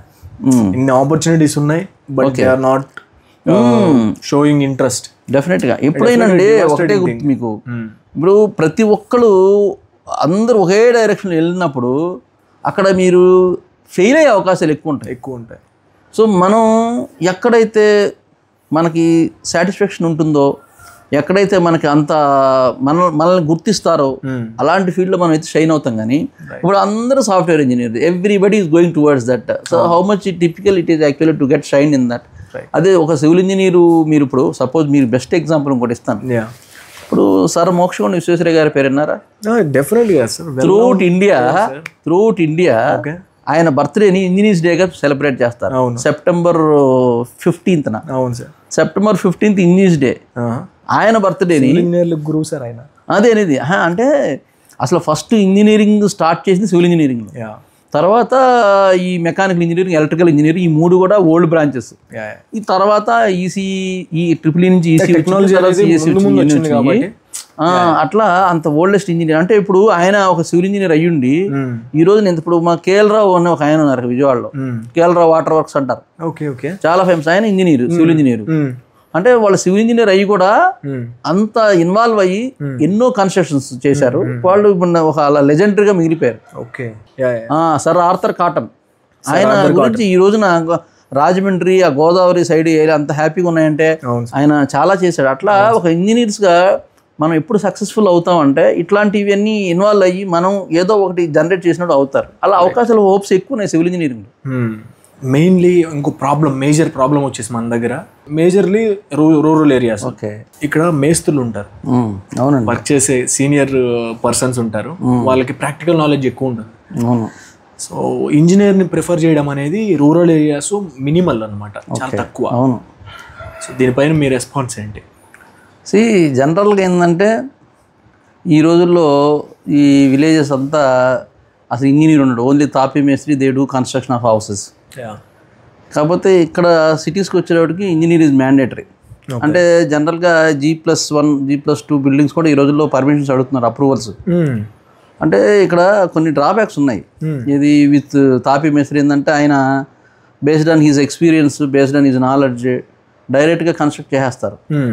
So మనం ఇంజనీర్స్తో వెళ్తే advantage ఏంటంటే first soil test చేస్తాం మనం, వాళ్ళ సాయిల్ టెస్ట్ చేయరు, డైరెక్ట్లీ they go for construction of a house.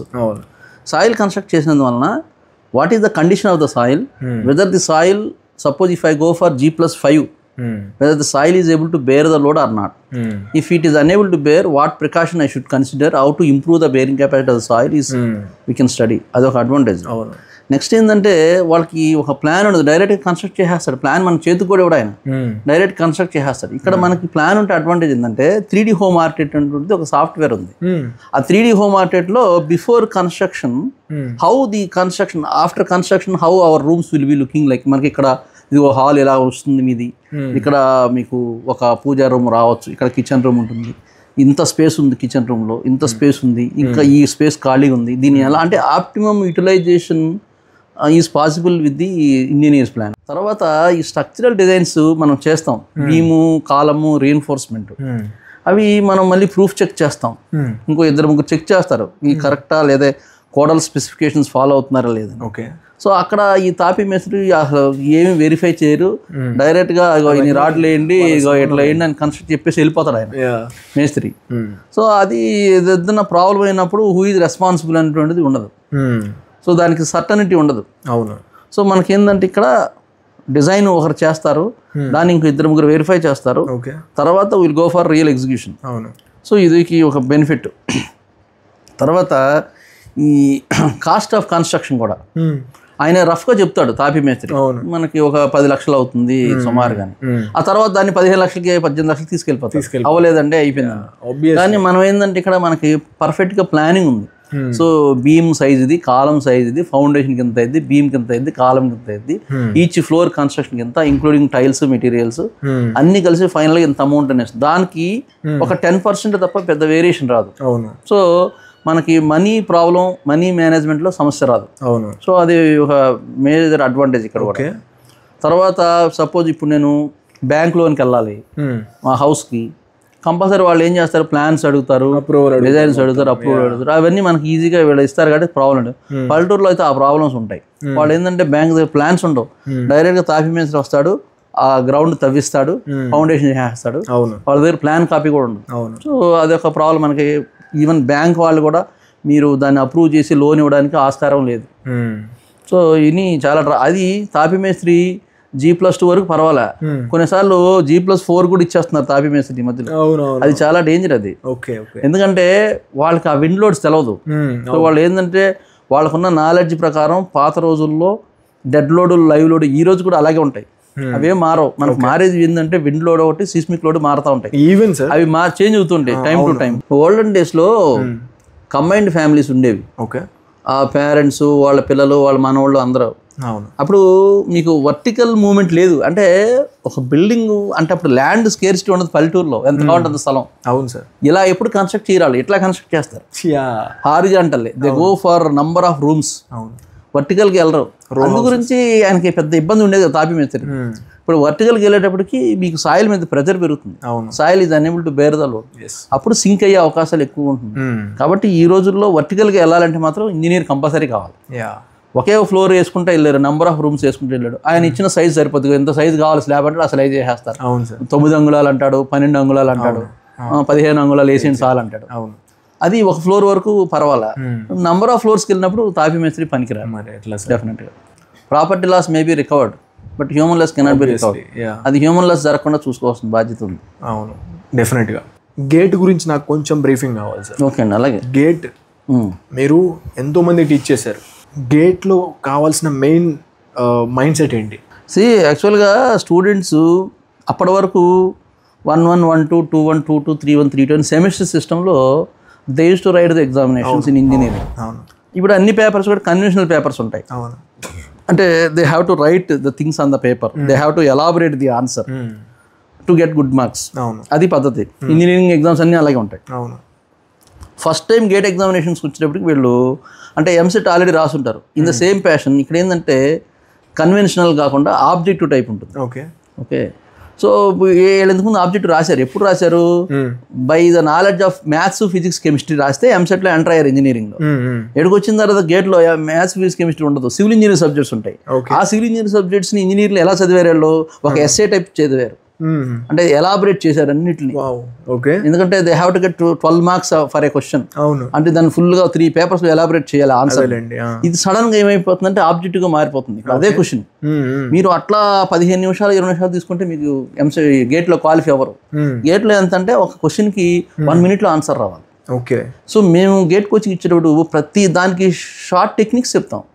ఎట్లా అయితే మ్యాథ్స్, ఫిజిక్స్, కెమిస్ట్రీలో అప్పుడు ఆ సార్లు వాళ్ళకి చెప్పారో ఎంసెట్ అప్పుడు, ఇప్పుడు సివిల్ ఇంజనీరింగ్ లో ఉన్న సబ్జెక్ట్స్ అన్నిటికీ మేము టిప్స్ చెప్తాం. ఓకే, సో కన్వెన్షనల్ ఎగ్జామ్స్ అప్పుడు మీరు ఎట్లా రాస్తారు, ఆబ్జెక్ట్ అప్పుడు ఎట్లా రాయాలి, అది డిఫరెన్స్ ఏంటి అనేది ఎక్స్ప్లెయిన్ చేసుకుంటూ మేము ఒక క్వశ్చన్కి, ఒక ప్రాబ్లంకి ఒక 15 స్టెప్స్ ఉంటే 2 steps ఆన్సర్ వచ్చేలా మేము సాల్వ్ చేస్తాం. ఓకే, నాకు ఇప్పటికీ వండర్ ఏంటంటే సార్, నార్మల్గా రన్ అయ్యే టైము ఎగ్జామ్లో కూర్చుంటే ఫాస్ట్గా రన్ అవుతుంది. ఫాస్ట్గా అయితే ఎక్కడైనా మనం టెన్షన్లో ఉన్నప్పుడు మనకు టైం అవసరం అన్నప్పుడు ఫాస్ట్గా వెళ్ళిపోతుంది.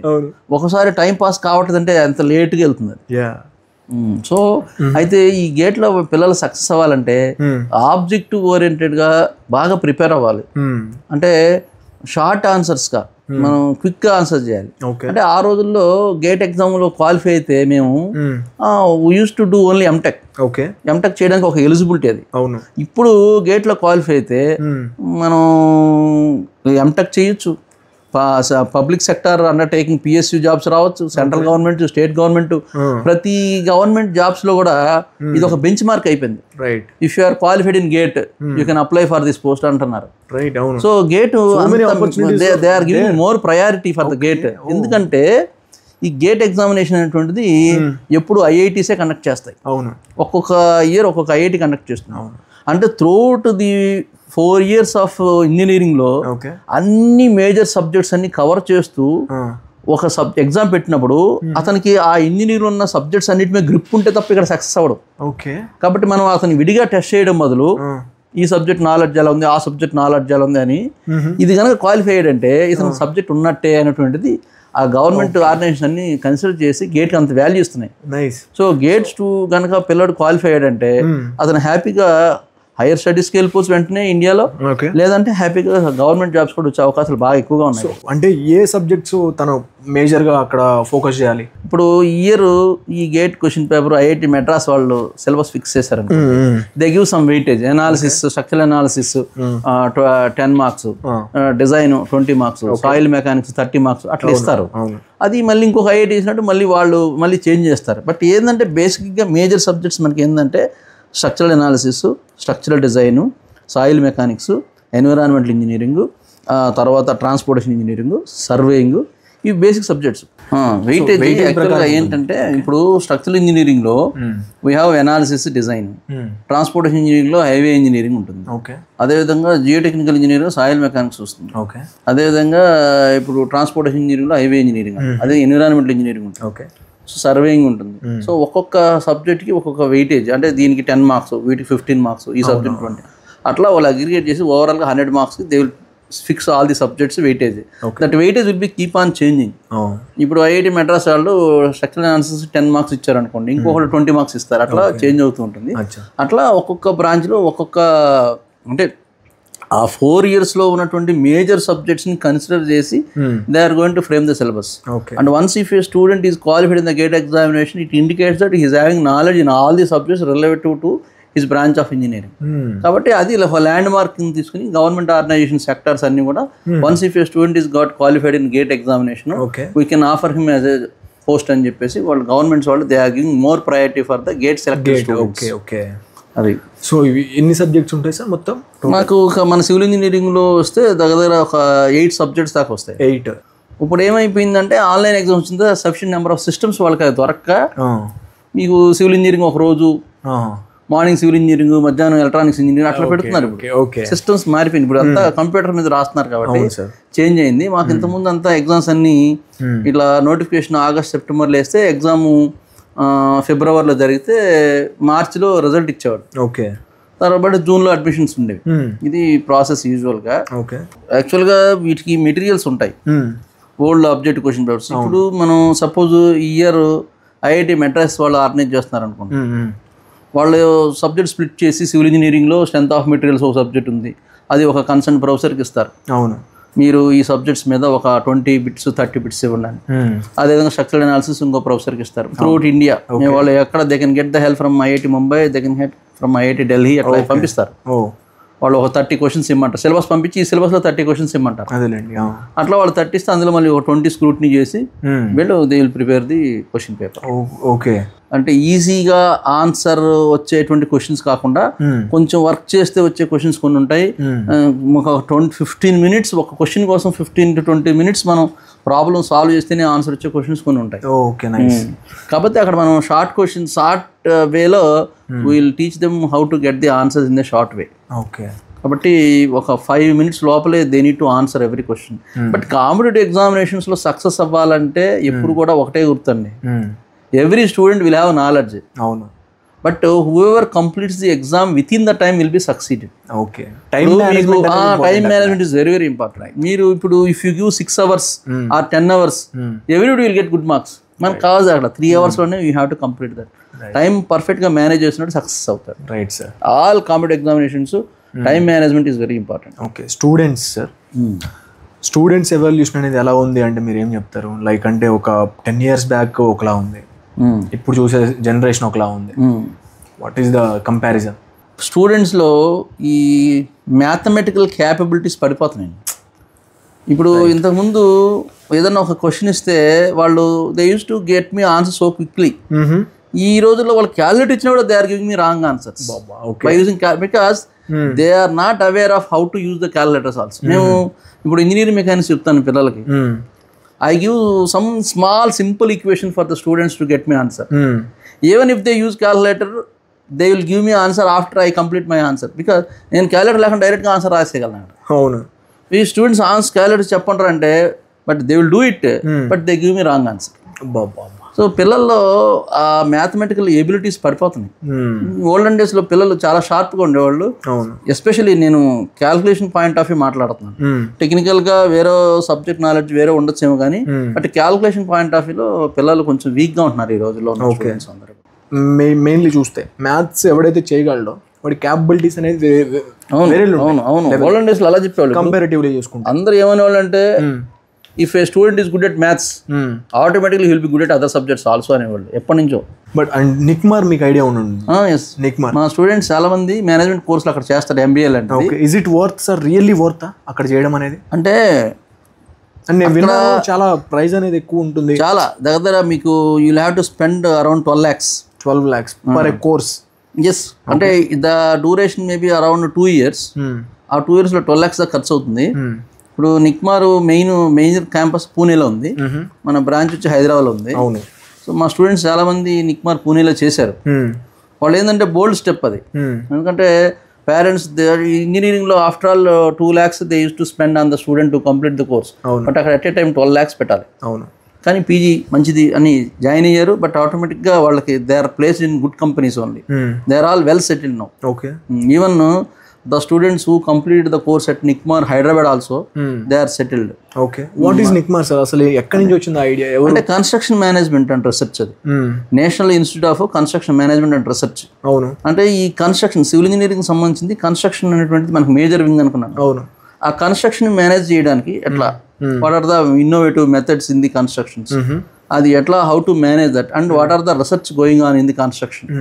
So they are going to discuss in that subject. Okay, so mainly మన సివిల్ ఇంజనీరింగ్ ని ఫోకస్ చేస్తూ ఓపెన్ చేసిన కంప్లీట్ గా related to civil engineering related to. So and నేను ఇది విన్నాను సార్, కంపెనీస్ ఉన్నాయో main companies in India they are అంటే వాళ్ళు కంబైన్ అయ్యి ఈ నిక్మర్ అనే ఒక థింగ్ తీసుకొచ్చారు, మేజర్ వాళ్ళే ఇన్వాల్వ్ అయ్యారు అని చెప్పేసి విన్నాను నేను. రైట్? అవును, కరెక్ట్ అండి. అది యాక్చువల్గా ప్రైవేట్ ఆర్గనైజేషన్, వెరీ ఓల్డ్, అప్పుడు స్టార్ట్ చేశారు దీన్ని. ఓకే, ఫెమిలియారిటీ లేక అవేర్నెస్ లేక many students are not proceeding. And the other thing is it is expensive. ఈ రెండింటి గురించి people they are not preferring that. Expensive but worth or not? It is worth only. Expensive but worth. People because మనం ఏ course చేసినా final goal is actually we should have better settlement. That is the goal of for every course what we do here. But అక్కడ మీరు చేసినందువల్ల you will get better placements. ఎందుకంటే నాకు తెలిసి NICMAR course complete చేసి nobody is sitting idle at home, everybody is working somewhere now. అంటే మంచి companies they are visiting the campuses and they are filtering almost all the students in the campus. If in case నేను foreign లో ఒక course చేయాలనుకుంటున్నాను, are అంటే compare చేస్తే నిక్మార్ లో ఒక కోర్స్ చేశాను, లేదంటే ఫారెన్ లో చేయాలనుకుంటున్నాను, ఈ రెండింటిని కంపేర్ చేస్తే which is the best?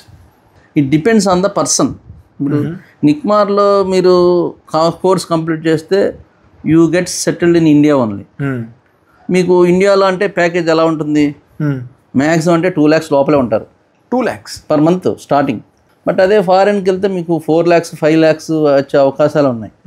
So అక్కడ ఏంటంటే వాళ్ళు డాలర్స్లో పే చేస్తారు కాబట్టి once if it is converted into rupees it will be around 5 lakhs. కదా ఇక్కడ ఏమంటే మనకు స్టార్టింగ్ రూపీస్లో ఇస్తారు కాబట్టి 1 lakh 1.2 lakh స్టార్టింగ్ శాలరీ వస్తుంది మళ్ళీ కంప్లీట్ చేయాలి. నాకు చాలా మంది స్టూడెంట్స్ ఇంటరాక్ట్ అయ్యారు. ఎలా అంటే, అన్న నేను ఇక్కడ సివిల్ ఇంజనీరింగ్లో నిక్మార్లో జాయిన్ అయ్యి కోర్స్ తీసుకోవడం బెస్టా, లేదంటే ఒక ఫారెన్ వెళ్ళి ఎంఎస్ చేయడం బెస్టా? సో యాక్చువల్లీ కొంతమంది ఇప్పుడు నిక్మార్లో చేసిన వాళ్ళు maybe regarding earning point of view more or less మీరు చెప్పినట్టు రెండు ఆల్మోస్ట్ ఈక్వల్గానే ఉంటున్నాయి. ఎందుకంటే అక్కడ మీకు అమౌంట్ ఎక్కువ, కాస్ట్ ఆఫ్ లివింగ్ చాలా ఎక్కువ యూఎస్ అండ్ అదర్ కంట్రీస్లో. సో రెండు ఆల్మోస్ట్ సేమ్ ఉంటాయి. కాకపోతే ఇక్కడ మీకు ఇండియాలో వచ్చే కంపెనీస్ ఏంటి, సో దాని తర్వాత నెక్స్ట్ వాళ్ళ మూవ్మెంట్ ఎలా ఉంటుంది అంటే ఇంకో కంపెనీస్కి వెళ్ళినప్పుడు వాళ్ళకి మంచి ప్యాకేజ్ వచ్చి తీసుకెళ్తున్నారా లేదా అనేటువంటి చూసుకోవాలి. బట్ మీరు రెండింటితో కంపేర్ చేస్తే నాకు తెలిసి రెండు ఆల్మోస్ట్ ఈక్వలెంట్గానే ఉంటున్నాయి సెటిల్మెంట్. కాకపోతే ఇక్కడ ఉంటే ఏమైందంటే మీకు ఇండియాలో ఉన్నట్టు పేరెంట్స్ అందరూ కొంచెం యాక్సెసిబుల్ డిస్టెన్స్లో ఉంటారు కాబట్టి this will be always preferable when compare with US life. Civil engineering అనేది చాలా కాలేజీలో తీసేశారు. నాకు అది చాలా ఐ ఫీల్ పర్సనల్లీ నేను బ్యాడ్గా ఫీల్ అవుతాను. What's happening in our core branches? ఎందుకు అడ్మిషన్స్ తగ్గిపోతున్నాయి ఏంటి అంటే ఏం చెప్తారు? ఇప్పుడు డిమాండ్ అనేటువంటిది యూనిఫామ్గా ఉండదండి. Will have demand always ups down. ఇప్పుడు నేను 25 years నుంచి టీచింగ్ ప్రొఫెషన్లో ఉన్నాను. సో యూజువల్గా ఏమవుతుందంటే ఈ కంప్యూటర్ సైన్స్ ఐటీ బ్రాంచెస్ ఒకసారి కంప్లీట్ డిమాండ్లో ఉంటాయి. అప్పుడు మేము civil core branch civil mechanical electrical డౌన్లో ఉండేవి. సో కొంతకాలం అయిన తర్వాత అవి డౌన్ అయితే సివిల్ ఎలక్ట్రికల్ మెకానికల్ పైకి వెళ్ళి మీకు అట్లా బ్యాలెన్స్ అవుతా వచ్చేవి ఇప్పటి వరకు కూడా. 2000 నుంచి 2022-23 వరకు అవి పెరగడం ఇవి తగ్గడం మళ్ళీ ఇవి తగ్గడం అవి పెరగడం అట్లా బ్యాలెన్స్ అవుతూ వచ్చేవి. సో అప్పుడు సివిల్ ఇంజనీరింగ్ కూడా 3 sections ఉండేది, mechanical engineering 3 sections, electrical engineering 3 sections, అలా బ్యాలెన్స్ ఉండేవి. ఓకే. నేను ఇందాక చెప్పినట్టు గవర్నమెంట్ సెక్టార్స్లో అవకాశాలు చాలా పుష్కలంగా ఉన్నాయి. సో ఎవరైతే బీటెక్ సివిల్ ఇంజనీరింగ్ చేశారో వాళ్ళకి గవర్నమెంట్ సెక్టార్లో స్టేట్ గవర్నమెంట్ కానీ సెంట్రల్ గవర్నమెంట్ కానీ అవకాశాలు ఎక్కువ ఉన్నాయి. అదేవిధంగా వాళ్ళకి ఈవెన్ ఈ కన్స్ట్రక్షన్ వాళ్ళు ఓన్గా వాళ్ళు అంటే ఒకళ్ళ కింద వర్క్ చేయకుండా వాళ్ళకే వాళ్ళు ఓన్గా ఒక ఫర్మ్ లేదంటే ఒక కన్స్ట్రక్షన్ కంపెనీ, ఒక రియల్ ఎస్టేట్, లేదంటే ఒక వాళ్ళ టెక్నికల్గా ఏదైనా ఒక ఆఫీస్ పెట్టుకోవాలన్నా సివిల్ ఇంజనీర్స్కి చాలా ఆఫర్స్ ఉన్నాయి. కాకపోతే ఎందుకన్నా మా స్టూడెంట్స్కి ఏంటంటే ఈ హాట్ సన్లైట్లో వర్క్ చేయడము ఇష్టం లేకనో, లేదంటే నేను ఎప్పుడు దీని కింద ఏసీలో వర్క్ చేయాలనో, లేదంటే నేను ఫారిన్ వెళ్ళిపోయి డాలర్స్ సంపాదించాలనో, లేదంటే వర్క్ ఫ్రమ్ హోమ్ అలాంటి వాటి వల్ల ఆలోచించి సివిల్కి వాళ్ళు ఆప్ చేయట్లేదు. కానీ బట్ యాక్చువల్గా సివిల్ తీసుకునే వాళ్ళు బాగా ఓన్గా గ్రోత్ అయ్యే అవకాశాలు ఉన్నాయి. బట్ గవర్నమెంట్ ఆపర్చునిటీస్ కూడా ఎక్కువగా ఉన్నాయి. బట్ అవి పిల్లలు ప్రాపర్గా రిసీవ్ చేసుకోలేనందువల్లనే ఈ రోజున సివిల్ ఇంజనీరింగ్ డిమాండ్ కొంచెం తగ్గుతూ ఉంది. అవేర్నెస్ అనేటువంటిది లేదు పిల్లల దగ్గర. అవి మనం యాక్చువల్గా ఏంటంటే ఇంటర్ చదివే పిల్లలకు 10th class చదివే పిల్లలకు చెప్పగలిగితే వాళ్ళు కొంచెం రియలైజ్ అవుతారు. ఇంజనీరింగ్లో జాయిన్ అయిన తర్వాత మనం ఇంకా వాళ్ళకి ఏమీ చేయలేము. కాబట్టి +1 +2 ఇంటర్ చదివే పిల్లల్లో అసలు ఇంజనీరింగ్లో సివిల్ ఇంజనీరింగ్ విశిష్టత దాని యొక్క ఎందుకంటే జాయిన్ అయిపోయిన తర్వాత కంప్యూటర్ సైన్స్లో ఎవ్రీబడి వాళ్ళు ఏంటంటే ఇప్పుడు పిల్లలు జాయిన్ అవ్వక ముందు what is civil engineering, what is computer science, they do not know. Intermediate పిల్లలకి ఏం తెలుస్తాయి? ఎవరో ఒకళ్ళు చెప్తారు కంప్యూటర్ సైన్స్ ఫారిన్ వెళ్తున్నాను లేదా వర్క్ ఫ్రమ్ హోమ్ అని, అది బేస్ చేసుకుని నాకు అదే కావాలంటారు తప్ప పిల్లల్లో వాళ్ళ ఓన్గా ఆలోచన ఉండదు. కాబట్టి ఇట్లాంటి అవేర్నెస్ ప్రోగ్రామ్స్ కోర్ బ్రాంచెస్ వలన ఒక ఇంపార్టెన్స్ ఏంటి, వాటి వలన ఎంత హ్యాపీగా లైఫ్ సెటిల్ అవుతుంది అనేటువంటిది ఇంటర్ స్టూడెంట్స్కి అవేర్నెస్ ఇవ్వగలిగితే సివిల్ ఇంజనీరింగ్లో మీకు ప్లేస్మెంట్ ఈ అడ్మిషన్స్ బాగా పెరిగే అవకాశం ఉంటాయి. వాళ్ళకి తెలియక పిల్లలు they are not opting. RGV గారు కానీ చూస్తే ఇదేంటి మా తమ్ముడు మా అన్నయ్య అక్కడ ఉన్నారు అనుకుంటారు పక్క. మోస్ట్లీ మీకు చెప్పారు కదా సార్? చెప్పారా? Number of times I have received this compliment. Okay. Not only once, at least 5 times by this time. చాలా మంది కూడా సార్ మీరు కొంచెం ఆర్జీవి లాగా కనపడుతున్నారు అని. అవునండి అనేవాడిని. చాలా ఇంప్రెసివ్ సార్, మీరు ఇచ్చిన ఇన్ఫర్మేషన్ చాలా వాల్యుబుల్ సార్. ఇవాళ చాలా థ్యాంక్ యూ. మా స్టూడెంట్స్కి రెగ్యులర్గా చెప్తూ ఉంటాను, నేను ఎక్కడ వర్క్ చేస్తుంటానో అక్కడ స్టూడెంట్స్ నేను షేర్ చేయగలుగుతున్నాను. ఇప్పుడు మీ ద్వారా ఏమైందంటే చాలా మందికి ఇంకా నేనేం చెప్పాలనుకుంటున్నాను civil engineering point of view, structural engineering point of view, so చెప్పే అవకాశం నాకు వచ్చిందని నేను చాలా సంతోషంగా ఫీల్ అవుతాను. Thank you so much sir. Thank you for being here and me valuable time మాకు ఇచ్చి ఆడియన్స్కి ఇంత వాల్యుబుల్ వర్డ్స్ అనేవి షేర్ చేశారు.